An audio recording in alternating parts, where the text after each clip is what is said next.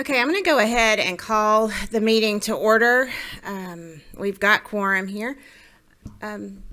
Vice Chairman Rice, would you mind saying our invocation for us today? What number are you? 26. Thank you, ma'am. Thank you, Chair Lady. Dear Heavenly Father, I thank you for this day. I pray that you would bless our time, and I thank you for each person here and their dedication for our children and their future. And I pray that you would give us wisdom and insight and bless the work that we are doing. In your name I pray. Amen. Thank you, Representative. And so today we're going to have three bills. We're going to go ahead and get started with the first one. Representative Chastain, if you want to, you can go to the podium or you can go to the table, whichever one you want to. And we've got HB 198. And when you get situated, would you read us the LC number? Being here today, for letting me be here today, and thank you for all the committee that's here. So the bill would be LC 62016S. It's the one we'll be working off of. Okay, you can go ahead whenever Thank you're ready. you. This is a real short bill. This bill passed the Senate last year and ran out of time in the House as we do sometimes, so we didn't get across the finish line in the House, but it did pass the Senate last year. The Boy Scouts and Girl Scouts are listed as a patriotic society, and of course the definition of patriotic society is right there on the second line, but it means a youth group that's listed in the Title 36 of the U.S. Code, where the Boy Scouts and Girl Scouts are listed. This bill is really about just trying to encourage the schools to facilitate access for students to hear from the Boy Scouts and the Girl Scouts, participate in the activities provided that they do, and encouraging civic education. And that's really all this does. They're still in the very last line. The school principal still retains discretion on when they can engage students. This bill has passed in 14 other states, including Tennessee and South Carolina. And that's really all this bill does. Okay, thank you, Representative Chastain. Do we have any questions from the committee? Number 10. Is that Representative Howard? Is that you? Yes, thank you. Real quick, I was just reading over this real quick. What is a patriotic society? So Patriotic Society is listed Title 36 of the U.S. Code. There's several of them under there that's listed as. I've got two or three that I just wrote down: Boys and Girls Club, ROTC programs, Veterans of World War II. There's several listed under that code as a patriotic society. And what code is that? That would be Title 36 of the U.S. Code. Okay. Thank you. I don't see any other questions. My board is not lighting up. Number 22, Representative Donatucci. Just real quick, I appreciate you doing this as a mom of two Eagle Scouts. Appreciate it. Awesome. Thank you. Thank you so much. So let's see. We don't have anybody signed up to speak to this one. So if there's no further questions, I will entertain a motion. Okay, so we've got a motion and a second. Any further discussion? Okay, hearing none, shall this bill now pass? All those in favor say aye. Opposed, like sign. Okay, you're on to full. Thank you. You're welcome. I'll let you know when that is. Okay. This committee is going to stand in recess for a few minutes. Our next bill presenter is at the chairman's lunch, and currently Speaker Burns is speaking at the chairman's lunch, so I don't think they can get up and leave. So we will just be in recess until they can get here.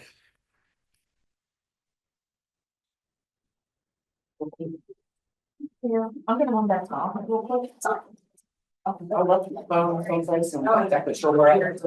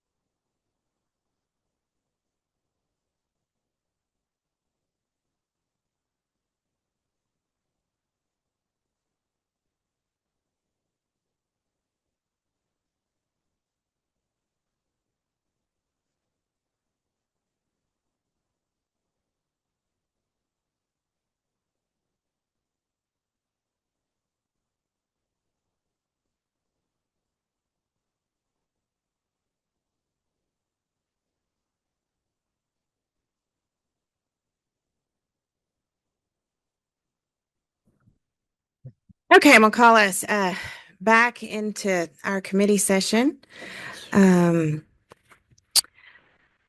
So today our next bill is HB. I'm putting us after crossover. HB 340. Representative Hilton, would you like to tell us what LC number you have so we can make sure? Thank you, Madam Chair. I'll be reading from LC 492272S.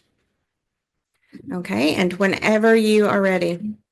All right. Thank you, Madam Chair. I'm going to keep my comments brief because the chair and the seatmate, I believe, has a bill after me. So I've learned the best way to pass your bill is to help the chair out.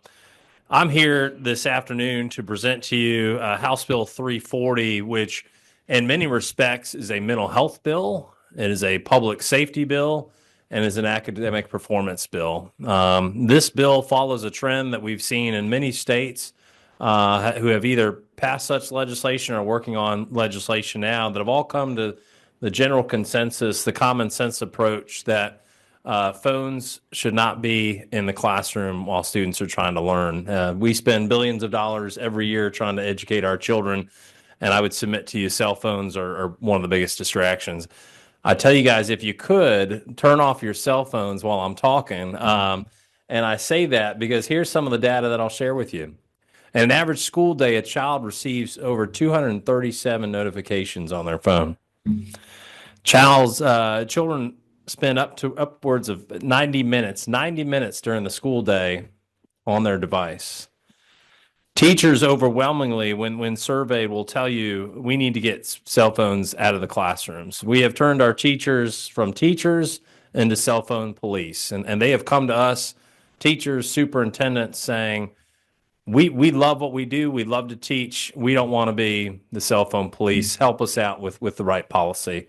Again, the data is overwhelming. If anyone's read the book, Jonathan Haidt, The Anxious Generation, cell phone usage, social media has taken a wear on our children. And so we've addressed that through a number of policies and bills that we've passed in the last couple of years. This is another step in that direction. I've spent extensive time talking to our public safety experts, including the Sheriff's Association, who's in support of the bill.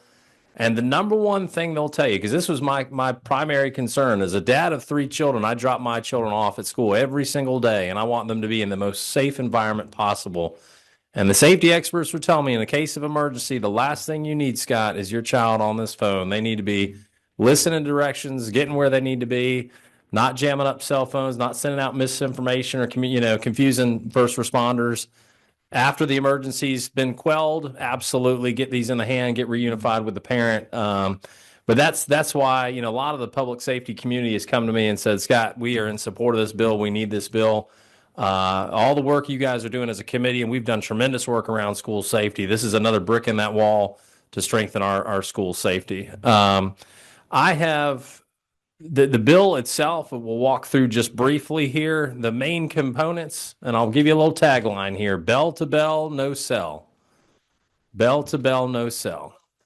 I'm not going to take credit, but yeah, bell to bell, no cell. This is for K through 8. All right, we're not talking high school here. Kindergarten through 8th grade. Some folks say, Scott, and if you look at the survey and the data, most of the problem is in the high school. And I think at some point we'll get there. But I think if we build a culture right now in K through 8 that you go to school to learn and not play on this, it's going to come over time. And so K through 8, bell to bell, no cell. Why bell to bell? A lot of folks say, well, Scott, should they take them out during the school day? 10 minutes here, 10 minutes there. I mean, that's just as bad as having no policy at all. You take it out, the kids are distracted. You get back to the teachers having to police it. If you go beginning of the school day to end of the school day, and again, this is based on policy research from states and even inside Georgia. There's a number of school systems in Georgia, and we're going to hear from one of our superintendents up in Marietta who has implemented it and has seen tremendous results from that. A couple other important things to highlight to you. I want to point out we do make an exception for a couple things here. Number one, we make an exception for our IEP and special needs students, and I'm trying to find the lines here. But think about kids who have a glucose monitor or need need 67. Thank you. This is for glucose anything you need from that aspect. So we make an exception there. We make an exception for our virtual charter schools. So think about kids who are at home. Obviously, they ought to be taking an exception there. And then we also in the bill clearly outline, hey, schools, this is not, if a school has a tablet, a laptop, a school-owned device, we want to make it very clear. Obviously, you can use that for instruction. That's the crux of the bill. I'll pause. I've been talking too much. I'll pause for questions from the committee. I see number 28. Is that Chairman Irwin weighing in? Yes. Oh, boy. Thank you, Chairman. Good bill. Thank you, Mr. Chairman, sir. for this bill. First of all, is it Madam Chairwoman? Mr. Chair, you can refer me to anything you like. Yes, sir. I'm just Sticking it trying to up. check Mayor, how Madam you're going to Chairwoman. respond to the chairwoman up there. This body or a similar body here in Georgia decided these items were very distracted to drivers. Is it not true that we passed a bill trying to make driving safer by not texting? We did, and your analogy is pretty spot on. If it's not safe enough to drive with these, I don't think it's safe enough or productive enough to be in schools while you're trying to learn calculus, English, texting while driving or learning. And Madam Chair, follow up. Absolutely. Can't we learn similarly the distraction it could be to learning that takes place for really everybody, and that it could be better used in the appropriate time? Sir, studies show that it takes 27 minutes to refocus a student to refocus after they've gotten a notification. There's a great YouTube video out there. School in Texas, teacher said, okay, everybody put your phones out. What I'm going to do is I'm going to put a jot on the board every time one of you gets a notification. Every kid in the class, during the class, 45-minute class, each of them got 9 notifications. 9 notifications times the 30 students, 180 notifications just in that one class. Snapchat, Instagram, all that stuff popping up. It's nearly impossible to focus. Yeah. Representative Chokas. I'm definitely supportive of this. I would like for you to bring a companion bill to small business so that we could keep our employees off the cell phones as well. Thank you.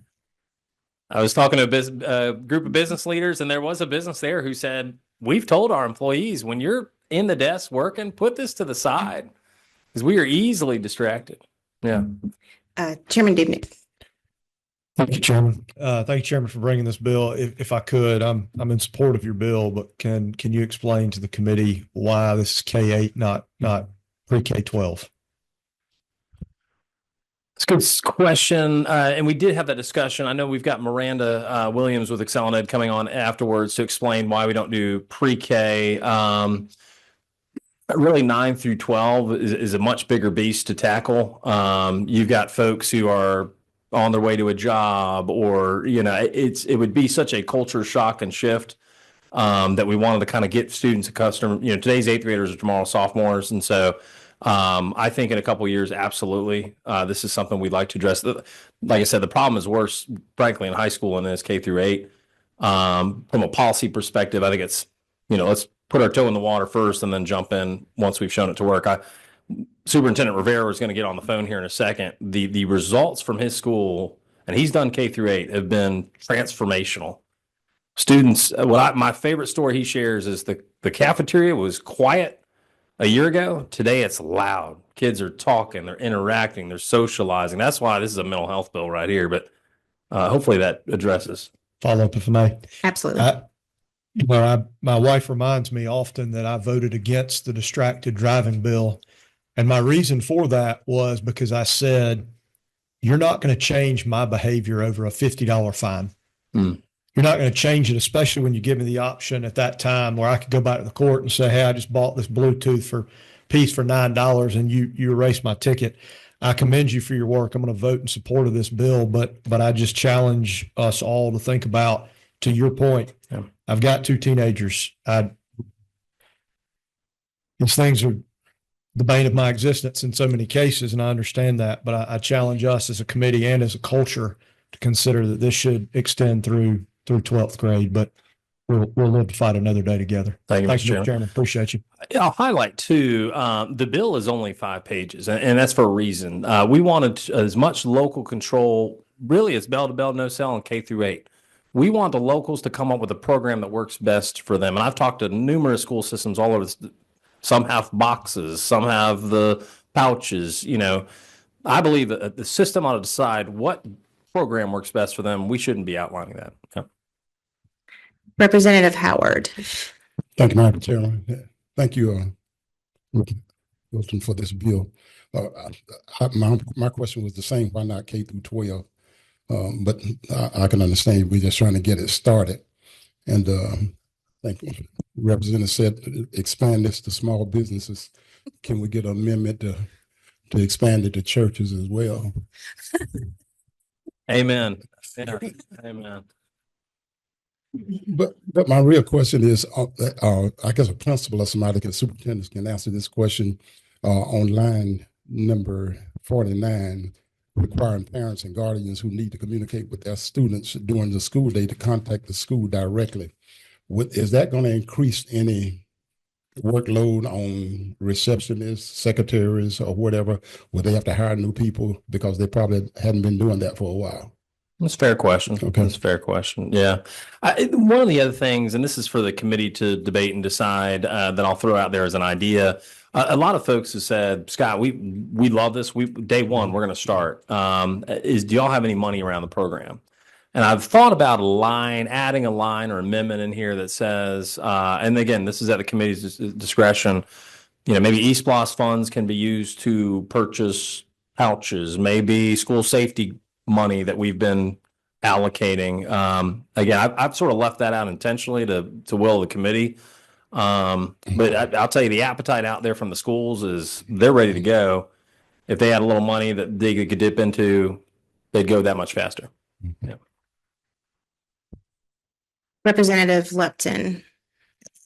Thank you, Madam Chair. My question was also just, I could tell by reading the bill that this is not a one size fits all. You're not trying to dictate to districts what they should do. But I have no idea what the cost for a set of pouches for a school is or whatever. I mean, I've been to concerts where we've used, pouches and stuff like that. I have no idea what the cost for something like that is. Do you have any idea? I'm going to get probably misquoted here. I think it's somewhere in the range of $15 to $25 a pouch. Okay. Superintendent Rivera, who's going to testify, they did buy the pouches, and I'm sure he could give you the exact number. Okay, great. Yeah. Thank you very much. Yes, ma'am. Representative Rice. Hi, Representative Hilton. I appreciate you bringing this. I'm very supportive of the bill, and I do believe there's so many components that it would help in our education, the academic performance, increasing the their attention span. That's certainly an issue. The safety, the bullying, less office reports come with schools that have already implemented this. I was curious, in my reading, do you know how many states already do this? Because I know it's not a new thing. It's new to Georgia, and I'm very excited that this is out there and that we're moving forward. Do you know how many other states are doing this? Because I've read good success with the plan. Several, and I've got two folks coming to testify. Miranda Williams, as I mentioned, with Excel and Ed, and she can give you the exact number, but it is kind of like a brush fire. It's really, and what I love is it's not Republican states, it's not Democrat states, it's pretty much every state of every political leaning is doing this. Yeah.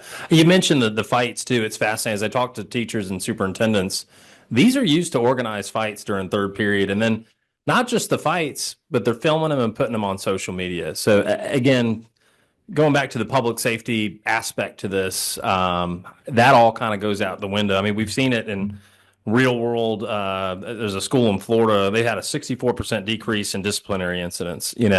It's having a real world impact taking them away. Yeah. Okay, number 17, is that you, Representative Adena? Thank you for this bill. I'm a numbers guy, so I'm curious, and I appreciate every other part of the bill, but I'm curious in terms of the outcomes. What are some of the measurements that you have in as relates in terms of increased performance? So again, just going off, and this is a county in Florida that's done it. I mean, there's data, and I'm sure the superintendent will share the data from his own school. We've seen an increase. They had an increase in A's and B's. They had about a 10% increase in A's and B's, and about a similar decrease in the number of F's. I mentioned the 64% decrease in disciplinary threats, and actually a 7% increase in attendance. So just by about every metric, positive metric this committee would care about, the numbers are headed in the right direction as soon as those are out. Yeah. Madam Chair, another question. So that means we should have an increase in Hope Scholarship, right? Getting ready for the outcomes, better outcomes. We're going to have more A's and B's. So, go. yeah. Yes, sir. All right. Yes, sir. Thank you. Good, Bill. Yeah. Representative Carter. Thank you, Madam Chairwoman. That was for you, Chairman. This is an inside joke for anybody. Yeah. Okay, thank you for this. So I'm with everyone that's echoing the high schoolers, but based on the decision with keeping it at the grades that we have and the research that you've seen, do we have specific data and data points for this age group, excluding the high school students that we've seen the increase in the grades and seen the different behavior by taking the phones away, which we all agree. So I would like to see if there was a significant difference. And do we have any data on the percentage of students at that grade level that actually have phones? And if we're not really going to make an impact, and I know you said we could come back, but it's really sounding like the issue is in high school. So those are multiple questions, and you can answer however you like. But we support you. I hate to punt on all those questions. I've got the data in front of me here, but my preference as a committee, I always love hearing from the practitioners. And so I've got people who are a lot smarter than me. I'm going to phone a friend. They're on Zoom, and once we exhaust the questions, they're going to overwhelm you guys with data to give you the numbers. Yeah. Okay, and we have exhausted the questions. That's good. I'm exhausted. So first we're going to hear from Miranda Williams via Zoom she's from Excel and Ed. Well, hi everyone. I am Miranda Williams with Excel and Ed in Action, and it's so great to be with y'all today.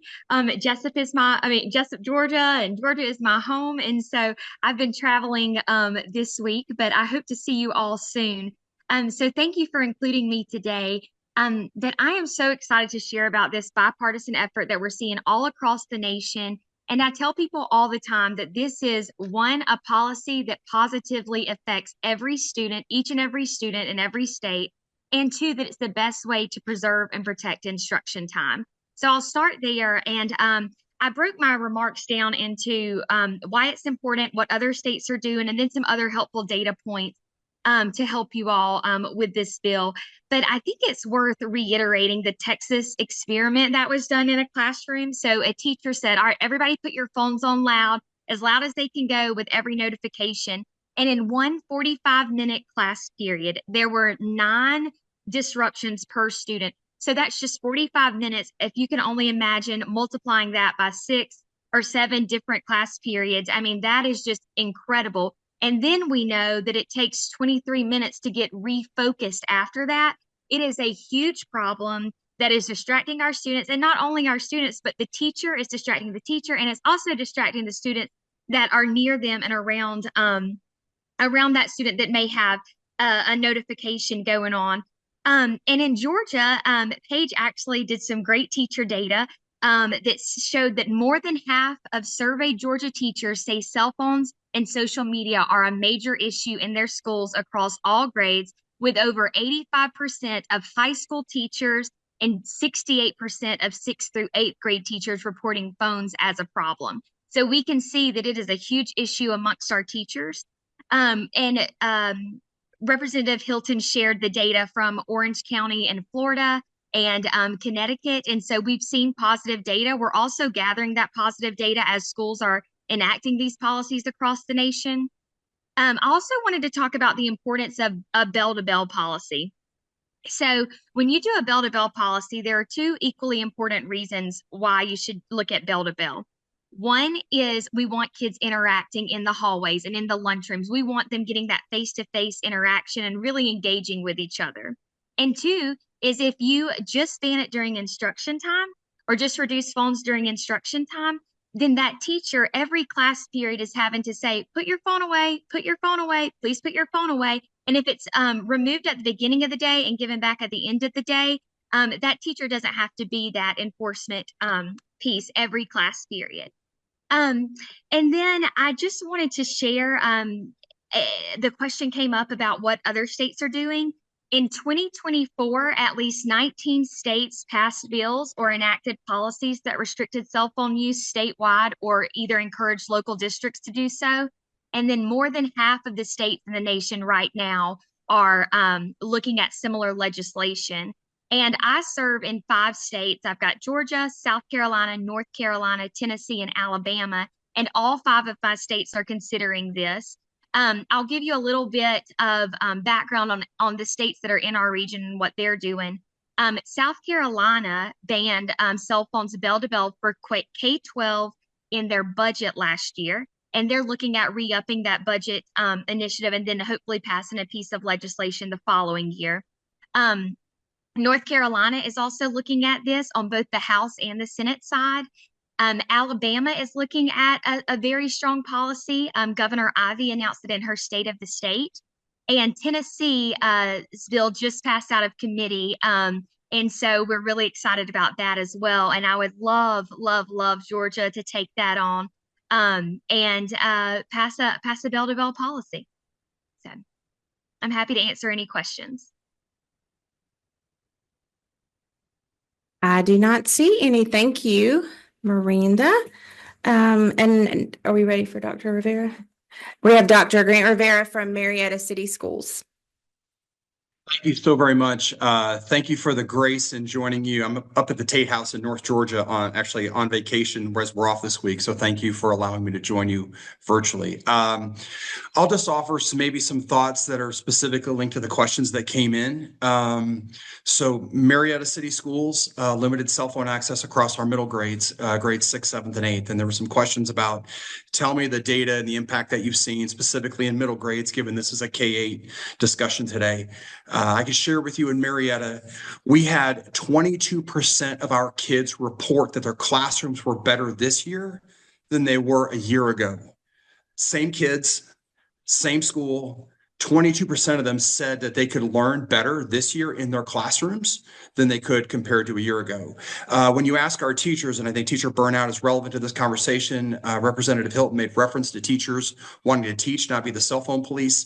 68% of our middle school teachers, when we asked them to compare their experience this year or last year, said they're better able to do their job and they're less stressed. So I think those numbers speak to our middle school experience, and I think tie back to the questions that were asked earlier. I will share that for us, it's not just about the survey data that we've collected. And just as a note, we've done that in partnership with Emory University and Children's Healthcare of Atlanta. We have been carefully studying what's the impact on students, on staff, and on families. And just to share some other context that we've learned through that partnership and through our focus group interviews and our surveys, teachers report that kids are less likely to ask to go to the bathroom. And when they do, they're not gone as long because they would previously go to the bathrooms to check their phones. And we've seen a decrease of discipline in our schools. We also have seen less drama during the day. Quite honestly, Representative Hilton talked about our cafeteria. I'll also tell you about our after-school athletic practices. Our coaches report that when the kids have their phone away for the day, they are much more focused when they come to practice. Our bus drivers report that kids are better behaved on the buses. It has cut across every facet of middle schoolers' life in Marietta. Question was asked about the pouches. I certainly acknowledge how this is written and it's not specific specific to pouches, and I appreciate the discretion given to schools. In Marietta, we chose to use pouches. The question was asked, how much are they? They are $25.50 a piece. I think Representative Hilton, you made reference to this idea of East Blast. I will just say as a superintendent, I do think this is one of the most critical issues outside of safety, although linked to safety, that we are facing. I believe in with my whole heart, just as it was shared earlier about texting and driving. I think we're going to look back and we're going to see this as an epidemic that we have to respond to and respond to aggressively. So any flexibility that school districts can be offered to be able to afford a resource to solve this epidemic, if you will, I think is important to consider.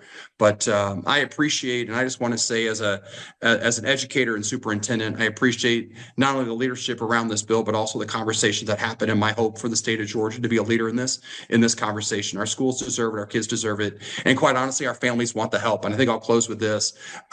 Many of our middle school families have reported both to me directly and to our research team through Children's and Emory that one of the things they appreciate about this is that they're not feeling pressure to buy their kid a cell phone because they can't use it in school. And we're seeing many fewer kids even report having a cell phone this year compared to last year because they simply don't need it during the school day. So I appreciate the opportunity to share our thoughts, and Representative Hilton, thank you so very much for being included today. Dr. Rivera. Thank you so much, Dr. Rivera. We do have several people signed up to speak to this bill, and let's be mindful of our time. We only have this room until 3, and we do have another bill to take up. So if you could keep your remarks around the 3-minute area, that would be super good. Sally Stanhope from Georgia Association of Educators. If you could come to the podium.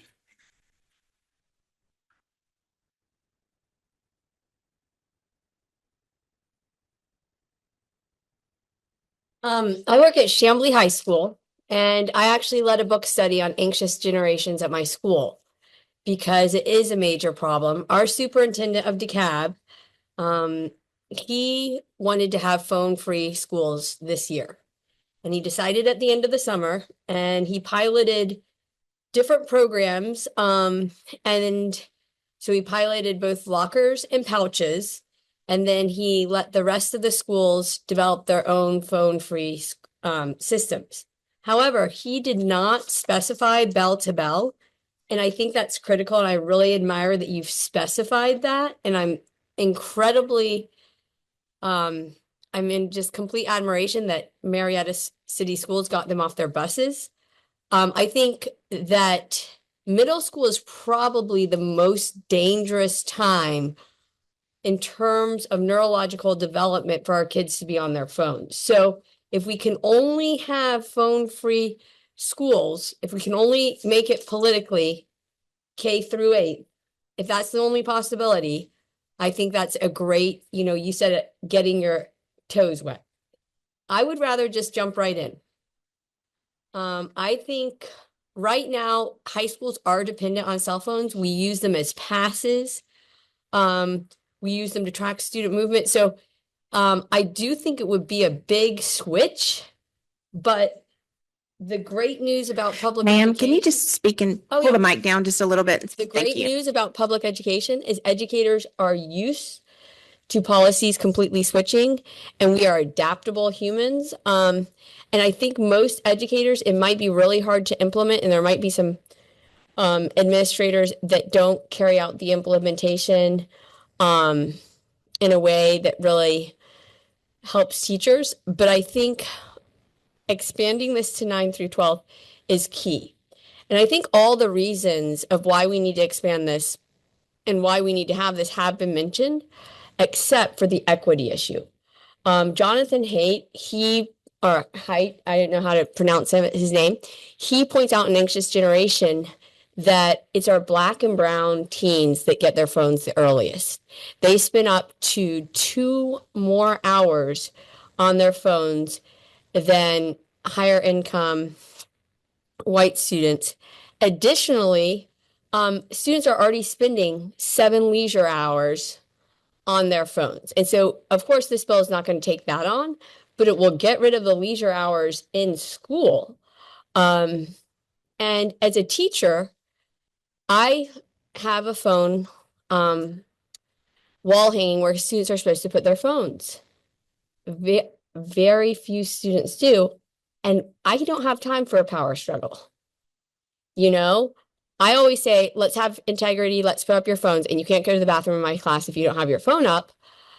So that's difficult. But again, no one can have a power struggle over a student's phone because we don't have parental support. I think having this mandate from the state level will increase parental support. And I want to say one more thing about safety. I think it's already been said, but maybe y'all don't consider this. And this is one reason I think this bill is so well written. It specifies listening to music.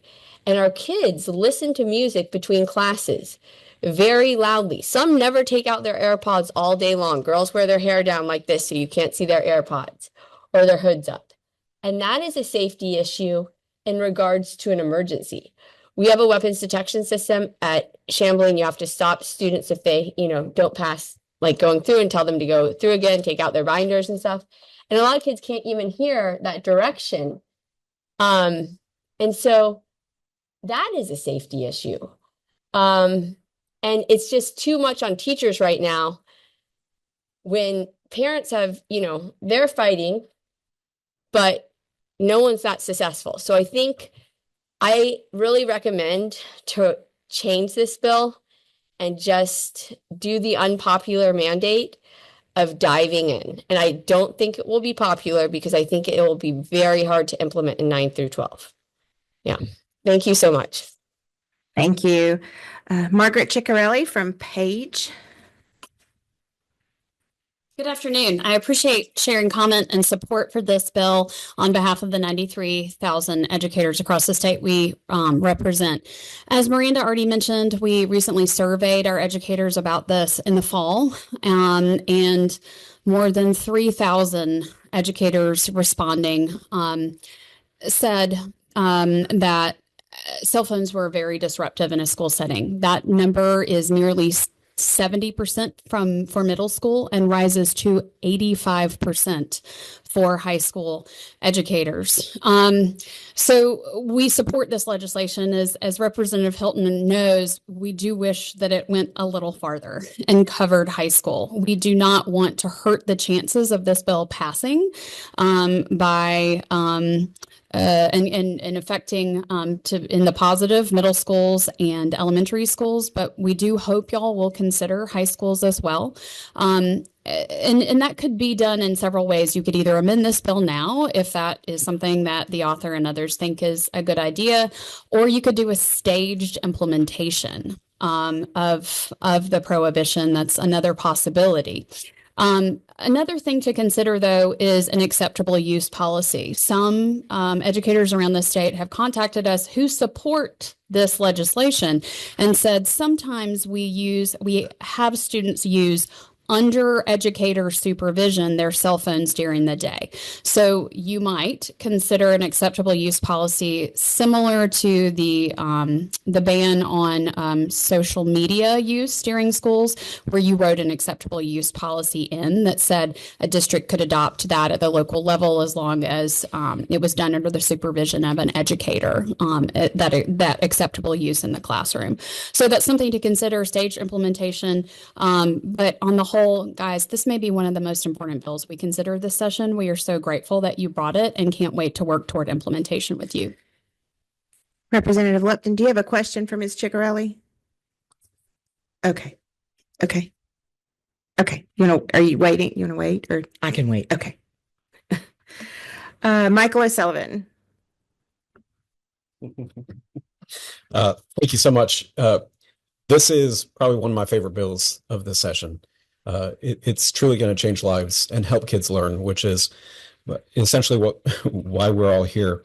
There are a couple points that weren't made that I think are worthwhile. And one is that there was a study that was conducted by Stony Brook University looking at cell phone usage in schools. And while Representative Hilton did talk about how the average is an hour and a half of usage, 25% of kids are using it for more than 2 hours during the school day, with a maximum of more than 5 hours during school. There's no learning happening there.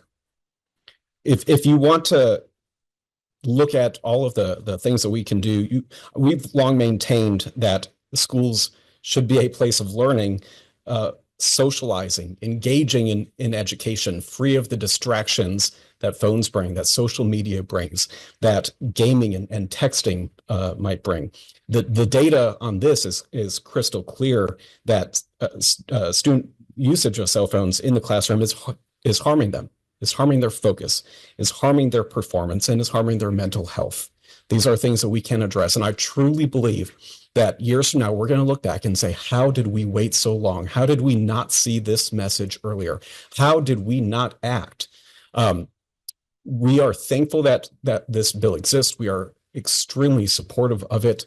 We wish it went further than just K through 8. K through 8 is the minimum. There is no reason why a 4th grader or 7th grader should be utilizing a cell phone in school. None. And if you ask principals, what they will say is that every year that we delay, more students in more grades have it. More students in high school have it, and earlier it goes. Down, down, down. So address it now, phase that out. And hopefully one day we will be in a place of being able to get rid of it in high school, because that's where the problems are. That's where the most problems are. So we support this bill. We commend you. I hope that this bill gets unanimous support. Our kids need it. Thank you. Thank you.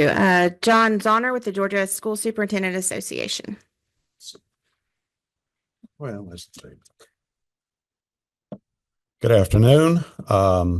Thank you for the opportunity to just say a couple of words, and just be a few words. Seems like everybody's established the fact that we need to remove cell phones, K-8. The debate may be 9-12. And I think, being a former high school principal, I don't want to be the phone police, but I think that if we establish K-8 and it's a firm grasp, you will, in a short amount of time, be able to move it to the 9-12 arena. So I would support it at K-8 right now, knowing that we can build that culture, actually break that culture, and create a new one at 9-12 in a pretty short amount of time. So thank you for that. I do also want to thank the author for their recognition of students that actually use cell phones to communicate when they have special needs. I think that's important. It is a federal law under IDEA, so I appreciate that flexibility and that recognition. I do want to make one small caution. Although I read this again and it didn't jump out at me as much, but I appreciate the flexibility when you say on line 74, which may include but not needed to be limited to assigning a designated school personnel to oversee implementation and adherence. All I will say there is that we are filling the plates of our school teachers, our administrators, with a lot of administrative duties. And I would just caution you, and I appreciate the flexibility here, but I would caution you in the future as we write bills that keep that in mind, that they are overwhelmed. And I don't see us taking a whole lot of things away. We just seem to be adding to the plate. So appreciate the bill.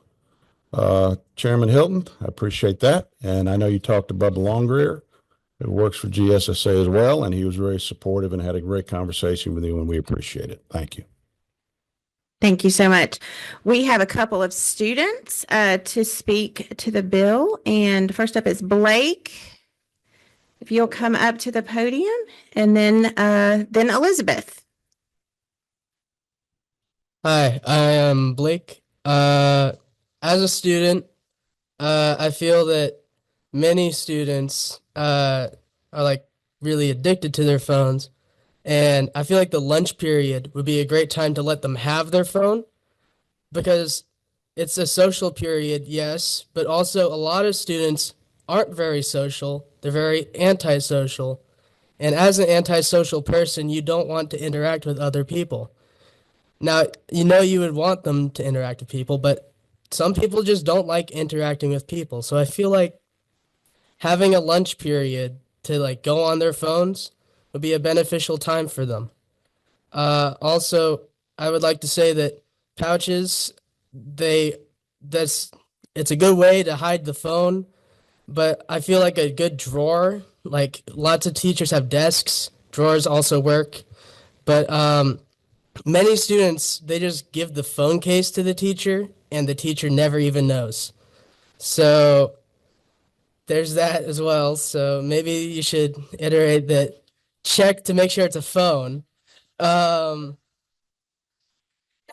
yeah, I definitely agree. This is a great bill or whatever it is. And I agree this is great. A lot of students are very distracted in classrooms, but I feel like during the lunch period they should be allowed to have the phone, because during lunch period sometimes even I like to look up stuff that I didn't get in the classroom, or maybe some questions that I just, have about what I'm learning. And I know a lot of people have addressed they want to move to high school with this, and I feel like maybe during class periods, but definitely not during lunch periods, because I mean, I have like a job and my boss is contacting me during school sometimes, and I got to schedule meetings with people. I have after school clubs I got to organize, and that just, I mean, it's all online nowadays. And shifting that, I mean, it would be like going back before we even had phones. Because, I mean, phones were originally used and initially made to help us learn and communicate with people. So I feel like taking that away would just like, especially for people in high school, would just be a terrible mistake. Thank you. Thank you so much. You have offered us a very unique perspective, and we're glad to have heard it. Elizabeth.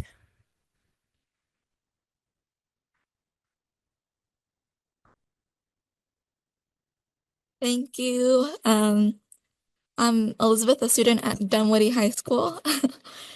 I just Thank you. I just want to express some concerns. Elementary and middle school and is a very developmental time in a woman's life, and I just want to, like, what if a girl gets her period and then she has to like contact her parents, and like maybe she won't be able to like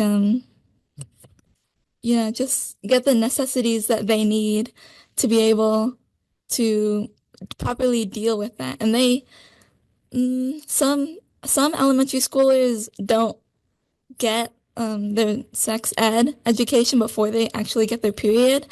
And so they might be clueless and like a little worried. Because it's just like, to put this back on myself, it happened with my sister recently, and I think her phone was very helpful because it allowed my mom to go to her and, pick her up and take her out of school, just to like, just to make sure that she wasn't embarrassed by bleeding through her pants.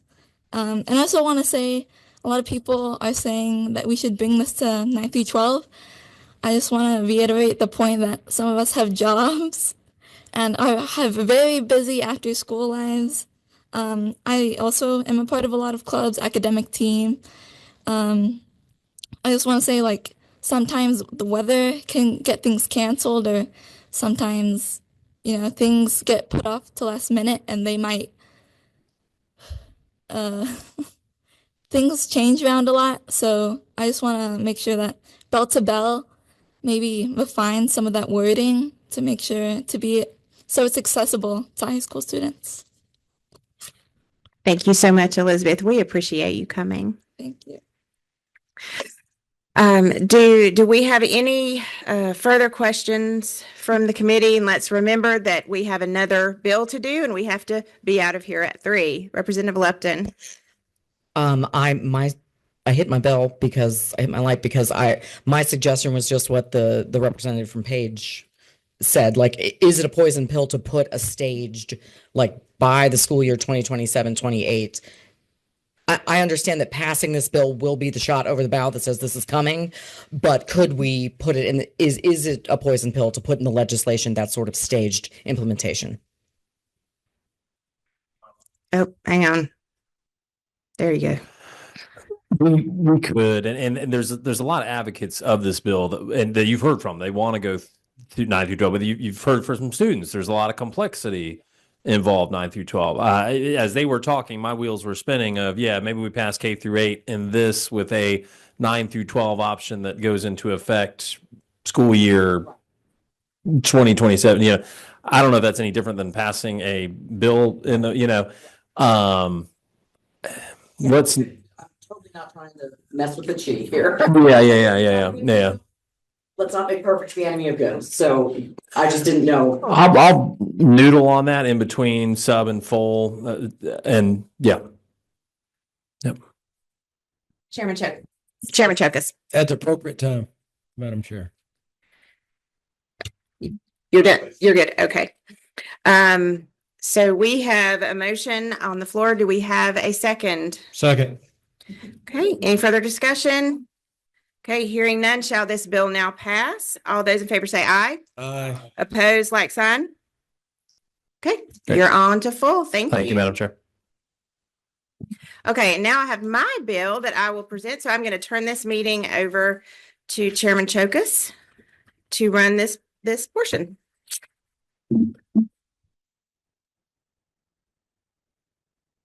Clear up all my belongings. Okay.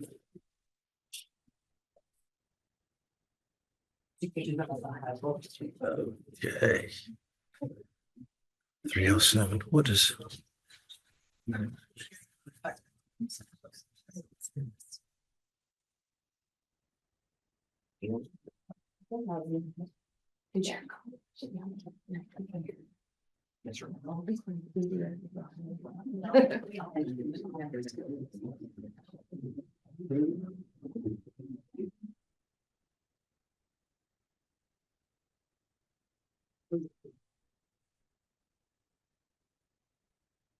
Right, Madam Chair. Let's hear HB 307. And you're on. Okay, thank you so much. You wouldn't think it would take this much situating just to move like a chair to the front of the room. But it does.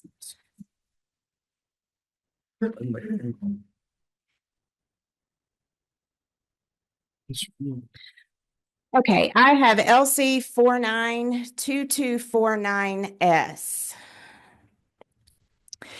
And this is simply a continuation of our literacy efforts, which have been a speaker priority and a priority of this House for a number of years now. And even though it's a little on the long side, it's pretty simple. It removes some outdated language of programs that do not align with the science of reading standards that we passed and the governor signed into law in 2023. It prevents 3Qing from being used in Georgia and makes it very plain that 3Qing curricula are not to be included in our high quality instructional materials. And it adds dyslexia to the Georgia Early Literacy Act based on recommendations from the Council on Literacy. So that is what it does. And I've got phone a friend up here, a couple people if we have questions. All right. Well, you do. Number 11. Thank you, Mr. Chairman. I just want to thank you. My daughter had a terrible time in school with 3Qing. It did not serve her. She could not sound out words. But because she was so stubborn, her grades were good. So we could not get proper testing for her because Your child was stubborn? I can't imagine. A little bit. So her grades were not suffering, but at home she could not sound out simple words because she didn't learn how the vowels work together. I love this. Can we get this faster?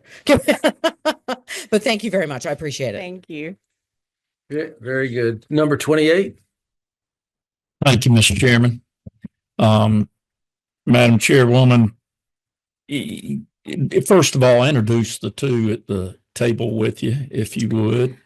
I have Scott Johnson, who is the chairman of the Georgia Council on Literacy, and I have Sarah Richards, who is Georgia's literacy coach. That's your title. Great, thank you. And another question, if I can, Mr. Chairman.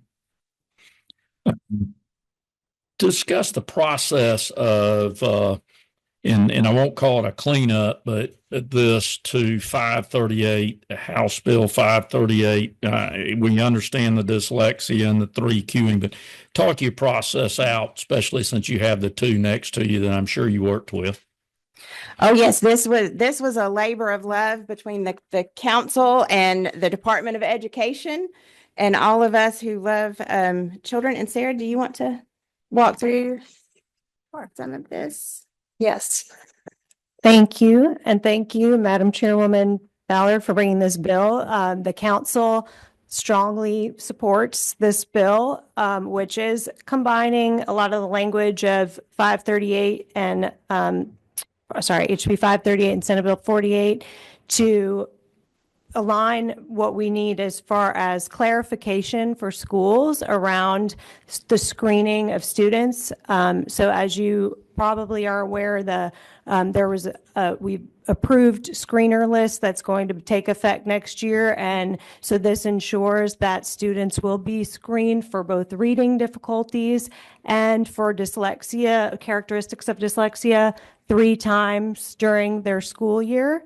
So this clarifies that for schools and also ensures, and the process in which we came to this, all this was going through in collaboration with Representative Ballard and with, as well as the Department of Education. And we have, I know Dr. April Aldridge is here with us today and can also answer any questions because I worked jointly with Amy Denty and Jennifer Lindstrom on this so it is a joint effort between the council and the Department of Education, who all are in agreement that this will streamline this for schools, will help and support the identification of students for characteristics of dyslexia.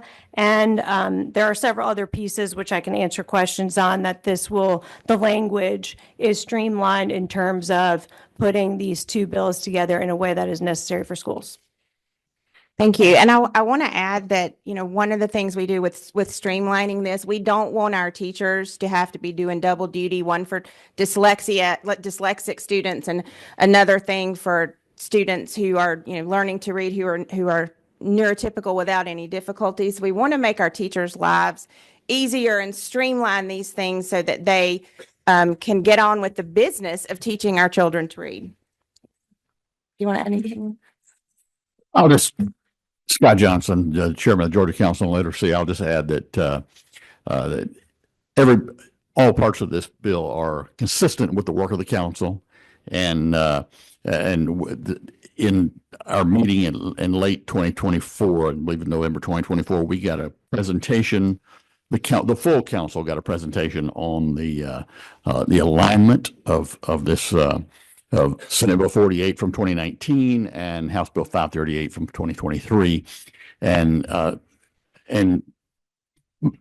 wanted to ensure that there's no difference that of misalignment between those. And as been said, Dr. Aldridge from the Department of Education, Ms. Denty, Sarah Richards, who's here with us today, and others, Dr. Lindstrom, were instrumental in making sure that we had alignment and a good bill that Representative Ballard can present to you today.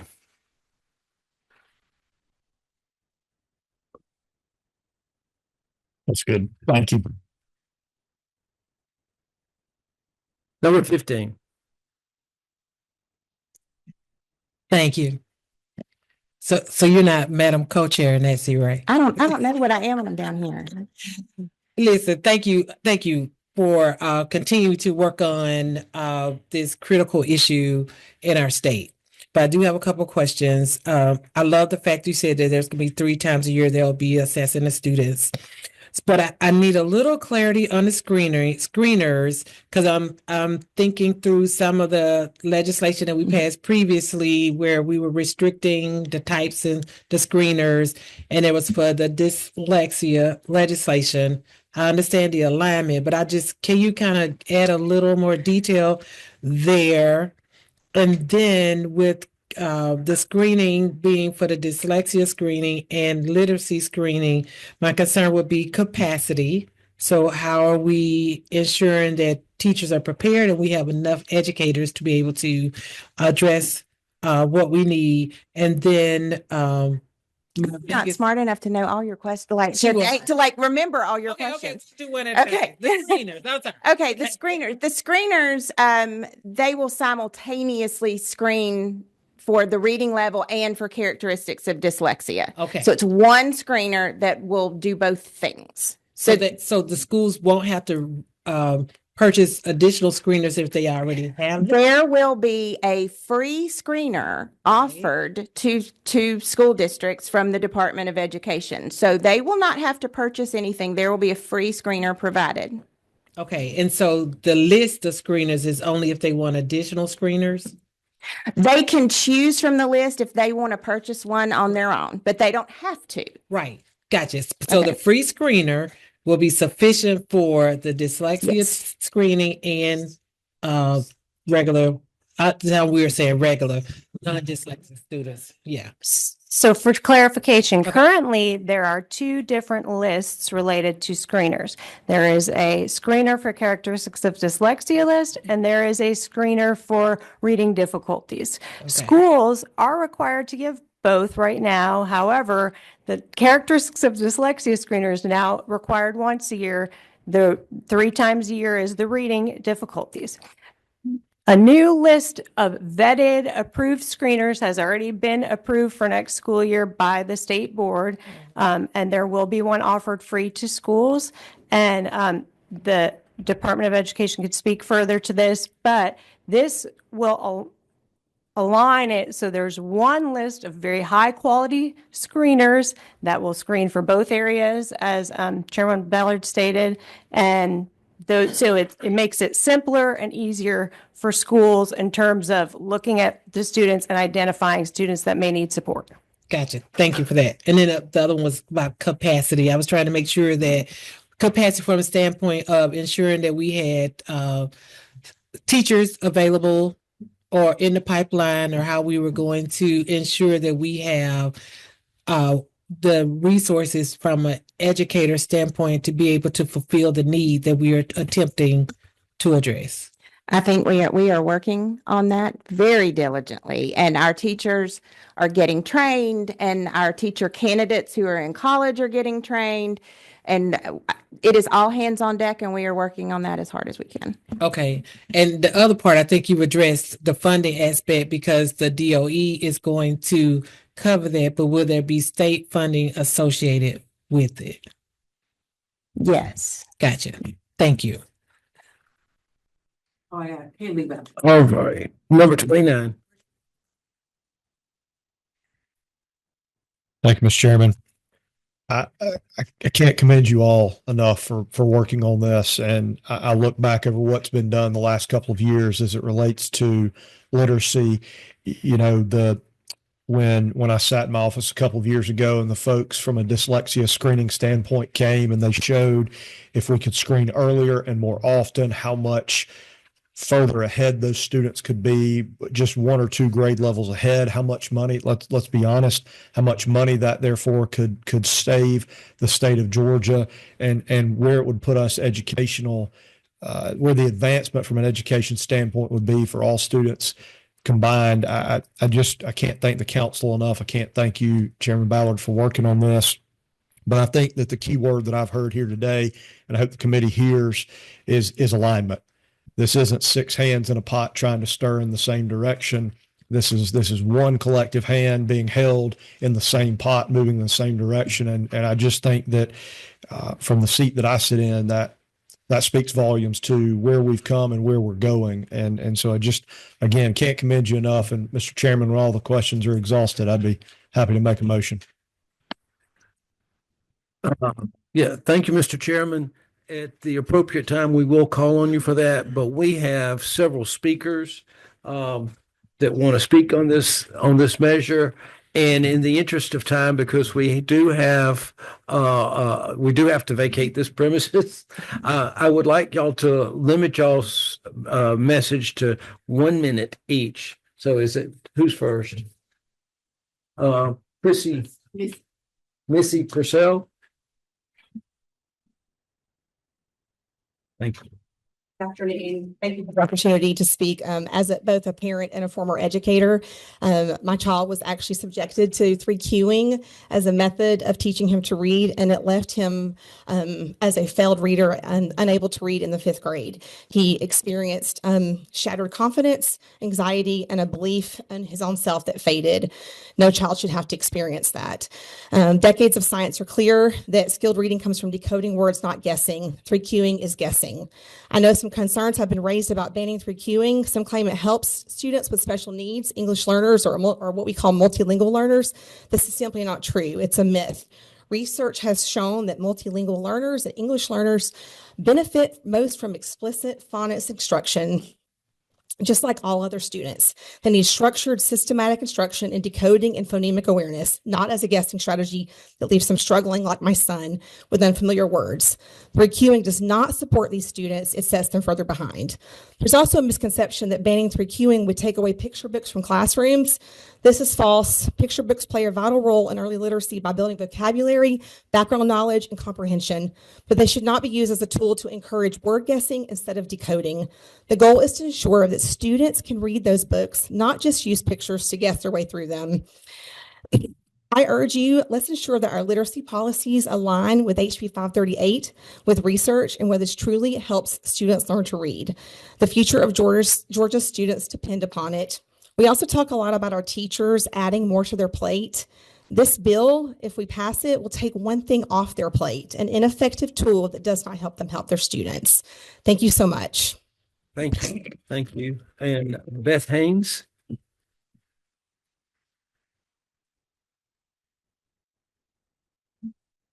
Thank you for the opportunity to speak. I'm the state leader for Decoding Dyslexia, and we very much support this bill.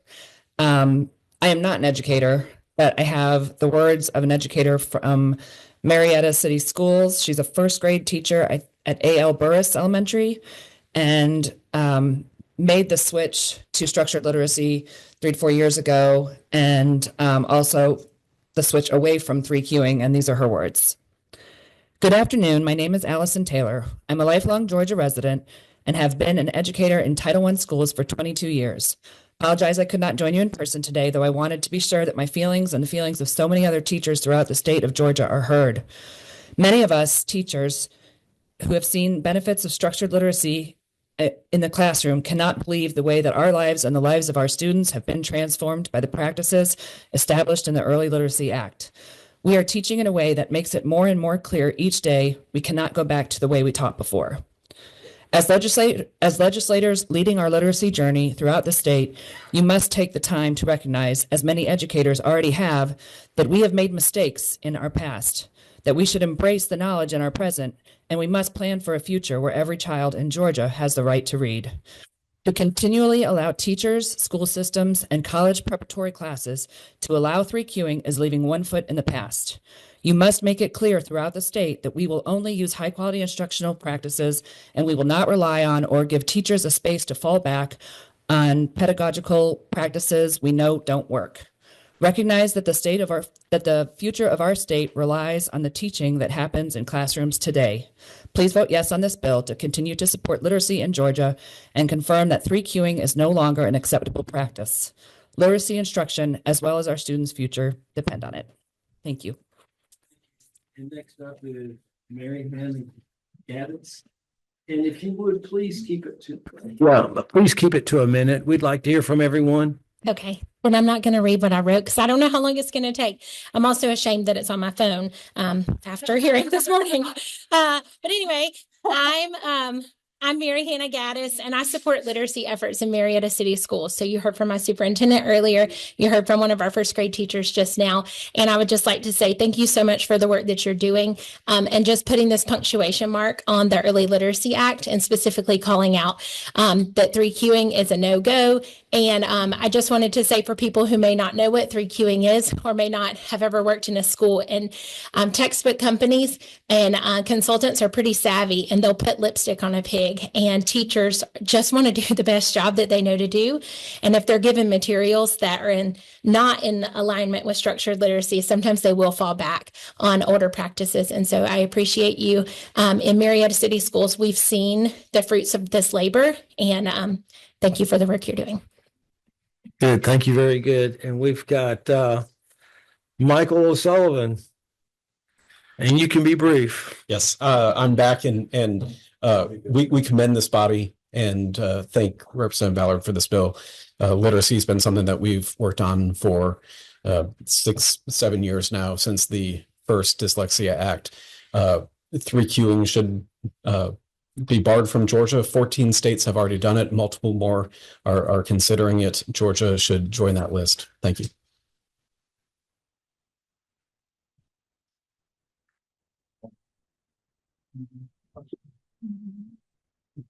Okay, thank you, Michael. John Sonner. I'm going to wave. Great, thank you. That was very good. Okay, Miranda Williams is online. Good. Hi, everyone. It's Miranda Williams with ExcelinEd in Action. Thank y'all so much for having me again today.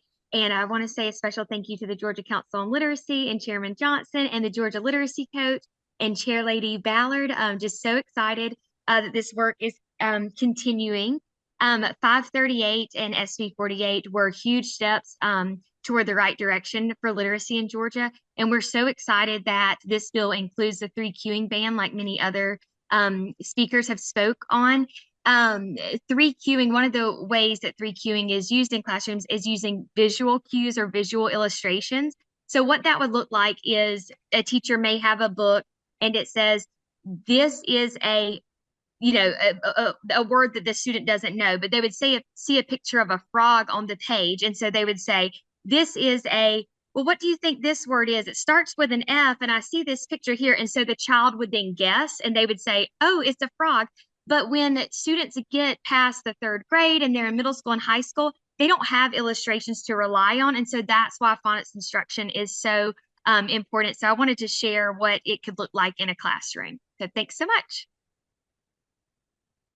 Thank you. Thank you. I see no more speakers. Mr. Chairman, you're recognized for a motion. Thank you, Mr. Chairman. Pull my LC number back up here. I move that LC 492249 by committee substitute to pass. Okay. There's a motion and a second. Any further discussion? Super. I see none. Well, let's vote. All those in favor signify by saying aye. Aye. Opposed? Congratulations, Madam Chair. Thank you. Unanimous. I guess next week. I'm gonna let her adjourn.